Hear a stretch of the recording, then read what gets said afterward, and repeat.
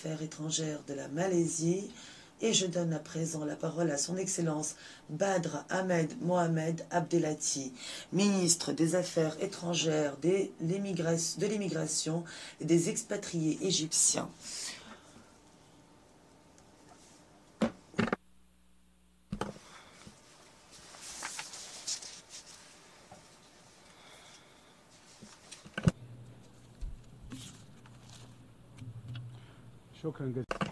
Merci infiniment.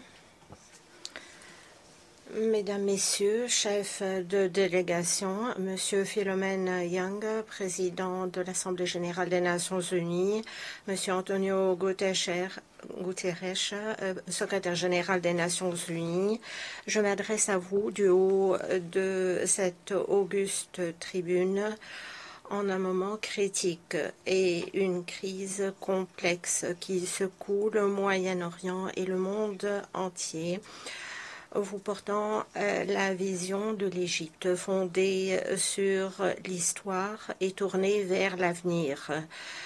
Une vision qui a traversé des défis et des guerres et qui a fait de l'action, de la justice et de la paix une optique pour construire une région et un monde pour tous, fondé sur la justice, la dignité et la liberté. Je vous parle au nom d'un pays fondateur des Nations unies.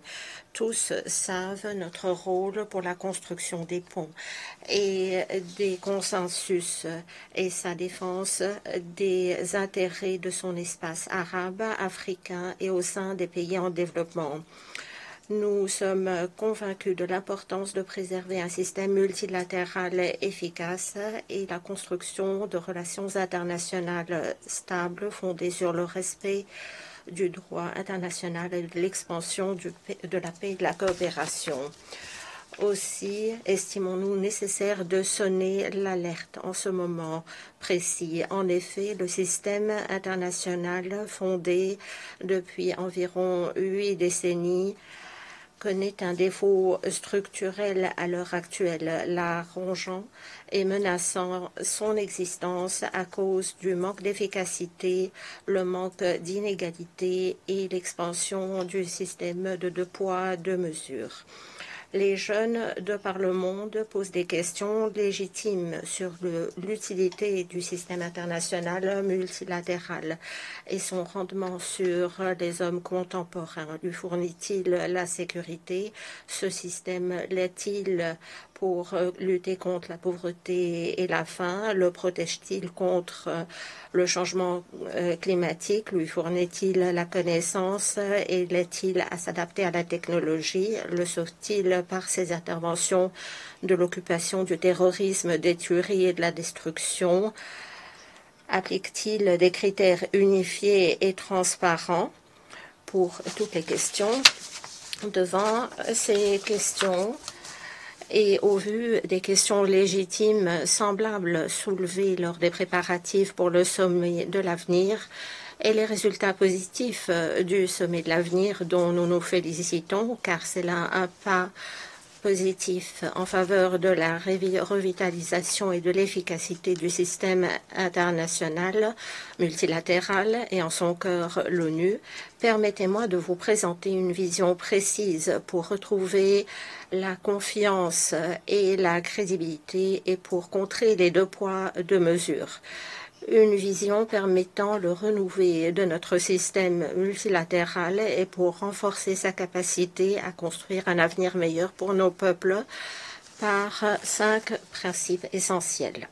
Premièrement, reconnaître qu'il n'y a pas d'alternative au système multilatéral et que les défis mondiaux, interdépendants et transcendant les frontières dépassent les capacités de tout État seul ou tout groupe d'États à les relever. Aussi est-il nécessaire de reconnaître que l'intégrité des Nations unies, partant de là, sa légitimité et son existence sont en jeu. L'agression israélienne sur Gaza, l'agression brutale sur Gaza, en effet, depuis presque un an, et l'agression actuelle sur la Cisjordanie sont une véritable honte pour la communauté internationale et ses institutions qui ont été incapables de faire le minimum pour faire pression, pour arrêter cette agression. La communauté internationale a eu besoin de longs mois pour commencer à juste demander d'arrêter cette agression brutale. Nous condamnons fermement l'escalade israélienne dangereuse qui ne connaît pas de limites et qui pousse la région au bord du gouffre. Nous réitérons notre refus catégorique et notre condamnation ferme de l'agression israélienne actuelle sur le Liban, ce qui représente une violation flagrante de la souveraineté du Liban, son unité, son intégrité territoriale et son indépendance politique. Notre priorité absolue à l'heure actuelle est d'arrêter l'effusion de sang immédiatement, durablement et sans condition. Nous sommes fermement opposés à toute tentative de liquider la question palestinienne par le déplacement forcé ou par les politiques de transfert des populations.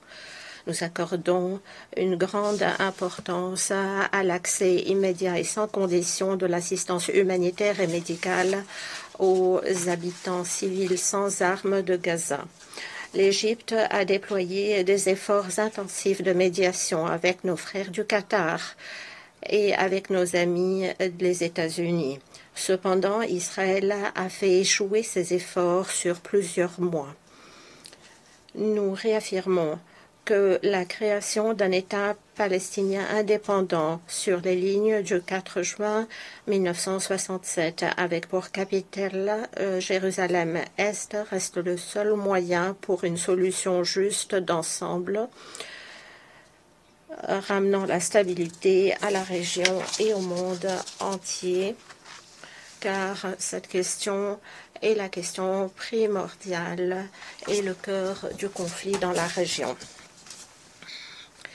Je ne manquerai pas ici de saluer le secrétaire général pour ses positions courageuses et responsables, ainsi que tous les dirigeants onusiens et ces institutions, notamment l'UNRWA. Nous présentons nos condoléances aux familles des martyrs tombés parmi les fonctionnaires de l'UNRWA, des autres organismes de l'ONU tombés sous les balles de l'occupation israélienne lorsqu'il s'agissait de leurs responsabilités et devoirs en défense du droit international et pour arrêter la machine de guerre et la destruction. Deuxièmement, l'égalité passe par la participation dans la prise de décision, une participation effective et non de façade. La participation n'est pas une aumône ou un cadeau envers d'autres États. C'est le fondement et la garantie pour une réponse efficace de la communauté internationale aux crises successives du système international et pour garantir l'appropriation commune des décisions internationales.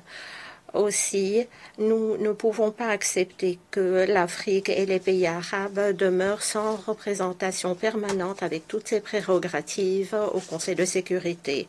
L'Égypte reste attachée au consensus des Oulouini et à la déclaration de Sirte pour relever l'injustice historique faite au continent africain. On ne peut parler de participation véritable sans réforme profonde de l'architecture financière internationale et des institutions internationales de financement, y compris la modernisation des politiques et pratiques des banques multilatérales de développement et l'accès des pays en développement au financement concessionnaire face aux crises internationales. L'Égypte appuie à cet égard l'appel du secrétaire général pour que les institutions de Bretton Woods soient plus justes et plus équitables pour les pays en développement. En effet, pas d'alternative à l'approche d'ensemble pour traiter le problème de l'augmentation de la dette souveraine des pays en développement en renforçant les mécanismes actuels et leur efficacité et en établissant de nouveaux mécanismes pour les pays à faible et à moyen revenu et en élargissant les accords d'échange de la dette pour contribuer à transformer le défi de la dette en possibilité de réaliser le développement durable. La justice économique ne pourra se réaliser sans accorder la priorité au développement de l'Afrique, qui est la garantie pour prévenir les conflits et assurer la pérennité de la paix. Lors de notre présidence actuelle du comité directeur des chefs d'État et de gouvernement de la Commission africaine pour le développement et la présidence de son Excellence le Président Sisi, des questions de reconstruction post-conflit sur le continent africain, l'Égypte s'efforcera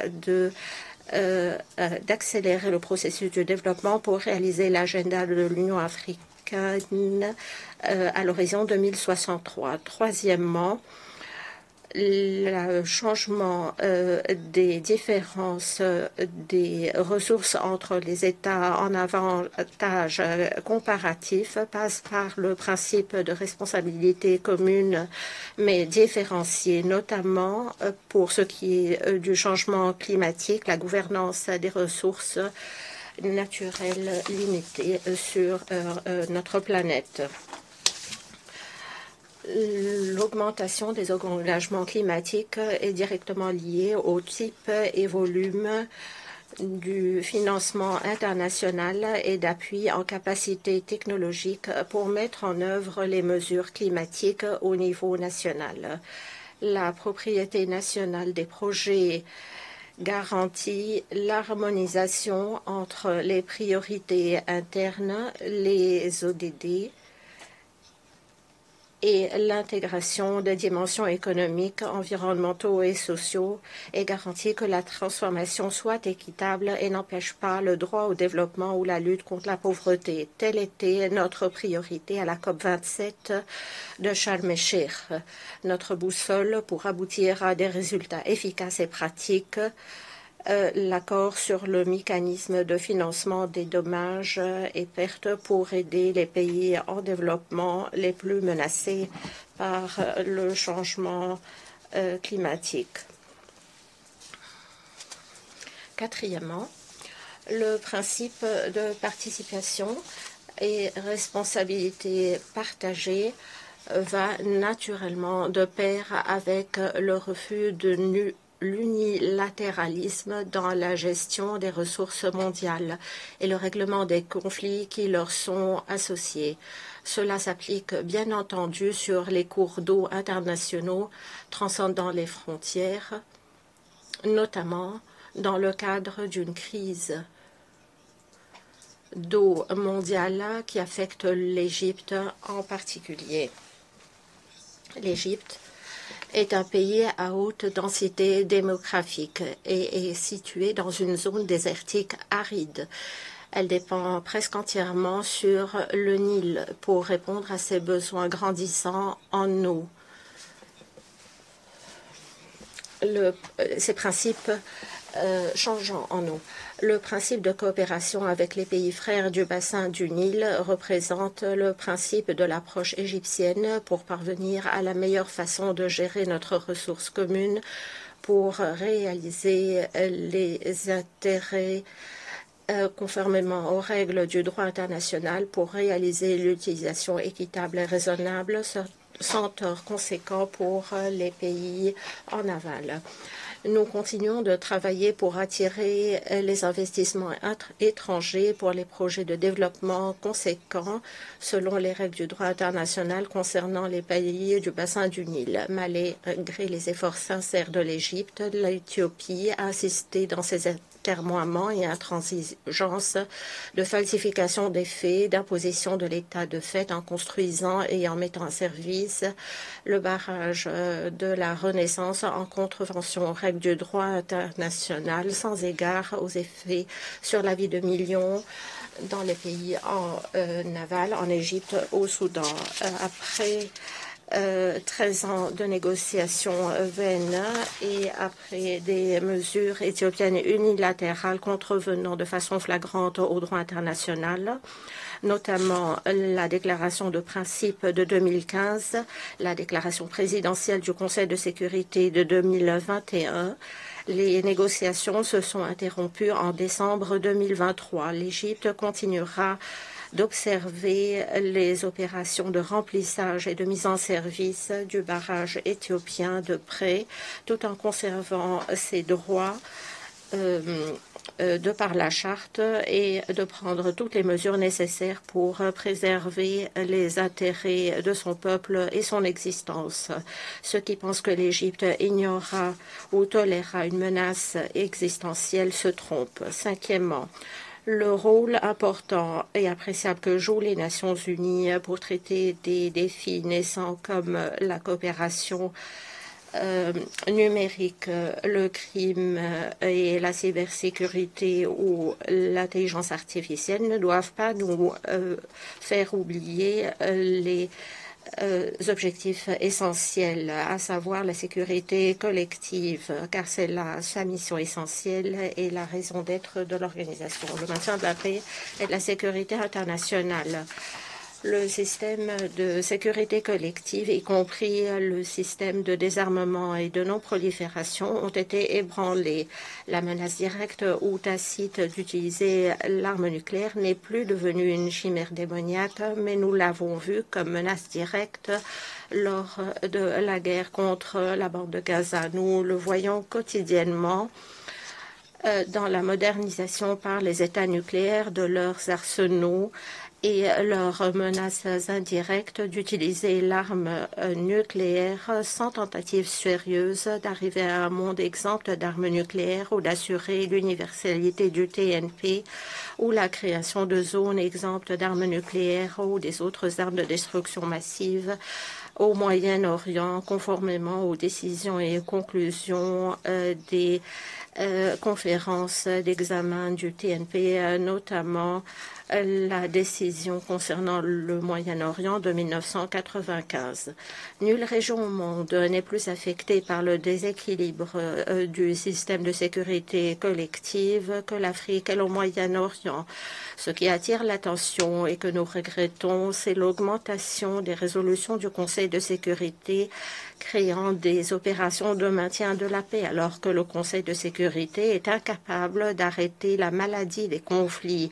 Il se contente d'en traiter les symptômes. C'est pour cela que M. Guterres a décrit cela en décrivant les États-Unis comme les Nations unies comme babysitters des conflits.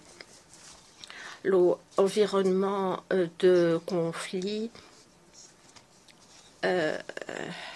et les troubles dans le voisinage immédiat de l'Égypte et tout au long de notre espace stratégique de la Méditerranée au nord jusqu'à la Corne de l'Afrique au sud nous rend encore plus attachés au renforcement du rôle des Nations unies pour régler les causes des conflits, partant du maintien de la paix jusqu'à sa consolidation ou sa pérennité par des processus intégrés. Cela exige l'unité des États, leur intégrité territoriale et l'unité de leurs institutions et l'appropriation nationale de leurs décisions sans dictat étranger. C'est là l'optique égyptienne pour régler tout les crises de la région, de la Libye à la Syrie, du Soudan à la Somalie. La solution des crises, c'est le rétablissement de l'unité des institutions de l'État dans des processus politiques d'ensemble pour contrer les tentatives de créer des vides politiques et sécuritaires remplis par des milices confessionnelles ou politiques qu'exploiteraient des partis régionales ou internationales qui auraient l'ambition d'étendre leur influence aux dépens des États et des peuples de la région. L'Égypte réaffirme l'importance d'appuyer un processus politique d'ensemble pour régler la crise au Soudan sur la base du respect de la souveraineté du Soudan, son unité, son intégrité territoriale et la préservation de ses institutions étatiques nationales. Nous appuyons la solution politique en Libye selon l'appropriation nationale et le dépassement de la période de transition par des élections présidentielles et parlementaires en même temps et le plus rapidement possible. Nous espérons que se conjugueront les efforts pour appuyer la nouvelle mission en Somalie pour préserver la sécurité et la stabilité de la Somalie conformément à la vision de son peuple et de son gouvernement. Nous condamnons toutes les mesures unilatérales qui menacent l'unité de la Somalie et sa souveraineté sur tous ses territoires. L'Égypte accorde une importance spéciale au programme de renforcement des capacités dans les pays africains frères en coopération avec les Nations unies par le biais du Centre international du Caire pour le règlement des conflits, le maintien et la consolidation de la paix, ainsi que l'Agence égyptienne du partenariat pour le développement.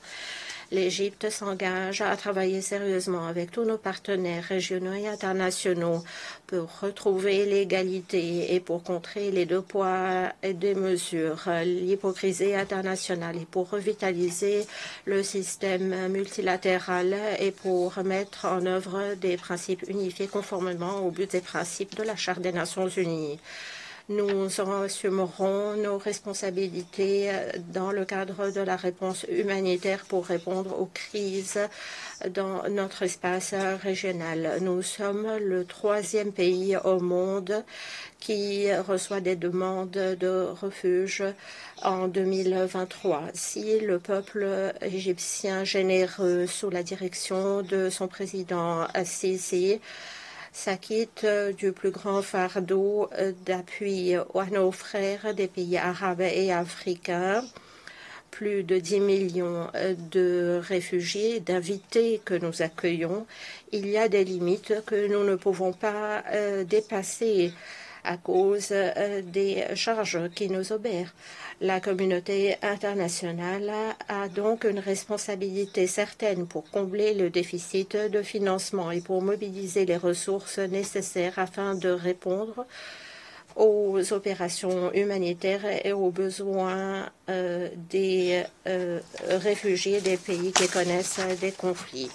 En dernier lieu, malgré les défis des crises économiques internationales successives et l'augmentation continue du nombre des migrants, l'Égypte continue ses efforts pour le développement de son capital humain sur la base du dialogue national.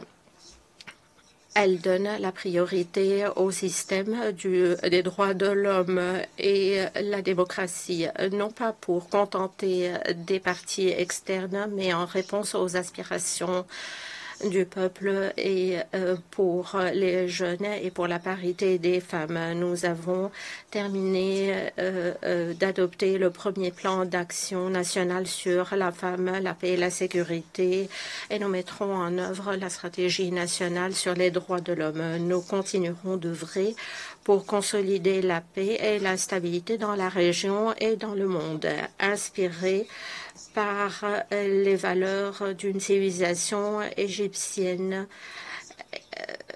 ancestrale et majestueuse, armée par les cerveaux de nos jeunes dont les promesses sont capables de créer l'avenir et appelant à préserver les vies humaines sans discrimination sur la base de la couleur, la race ou la religion, tout en restant attachés à la justice du système international multilatéral. Je vous remercie.